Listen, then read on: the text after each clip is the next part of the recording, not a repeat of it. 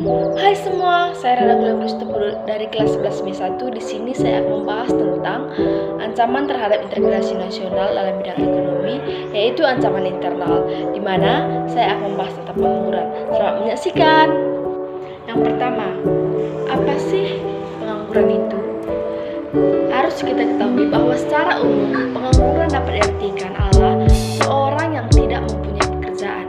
Namun, secara pengertian lainnya dapat diartikan bahwa pengangguran orang yang tidak memiliki pekerjaan sama sekali, sedang mencari kerja atau bekerja dalam 2 hari dalam 1 minggu, serta orang yang sedang mencari pekerjaan yang pantas atau layak untuknya. Yang kedua, faktor-faktor apa aja sih yang mempengaruhi pengangguran? Harus kita ketahui bahwa ada beberapa faktor yang mempengaruhi pengangguran. Yang pertama, upah yang ditawarkan tidak sesuai dengan harapan dari tenaga kerja. Dan yang kedua, pertumbuhan ekonomi jauh lebih kecil dibandingkan pertumbuhan angkatan kerja.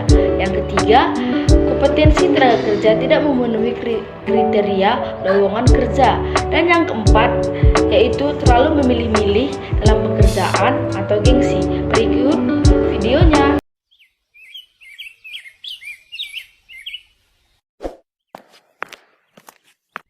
Weh, udah pulang kerja nih? Iya bro, kau di sini udah lama kah? Belum lama sih, kalau nggak salah dari jam 1 siang tadi. Lah, ini udah jam 5 sore woi. Belum lama apanya? Iya ya, ada info loker nggak? Pusing juga nih, nganggur mulu. Oh, kalau loker sih ada bro. Weh, kerja apaan tuh? Kau mau kerja jadi sales nggak? Sales ya? Duh, harus ada targetnya kan ya? Nggak bisa deh bro kalau kerja di bawah tekanan kayak gitu. Oh, kalau gitu kerja jadi karyawan pabrik gimana? Iya, kerja begituan dapat capeknya doang. Mana jam kerjanya gila-gilaan. Ya udah, kemarin ada yang nyari penjaga konter. Nah itu gampang tuh, cuma duduk doang. Dan jam kerjanya juga normal lah. Kalau kang konter mah gajinya kecil bro. Ya elah ribet amat. Katanya pengen nyari kerja, dikasih loker kok malah milih-milih. Lah siapa yang milih? Ya kan kau tahu sendiri, umur kita kayak sekarang ini kebutuhan makin tinggi. Mana cukup gaji segitu. Intinya kalau bisa kita harus cari kerja yang gajinya tinggi, kerjanya santai, ada jenjang karir dan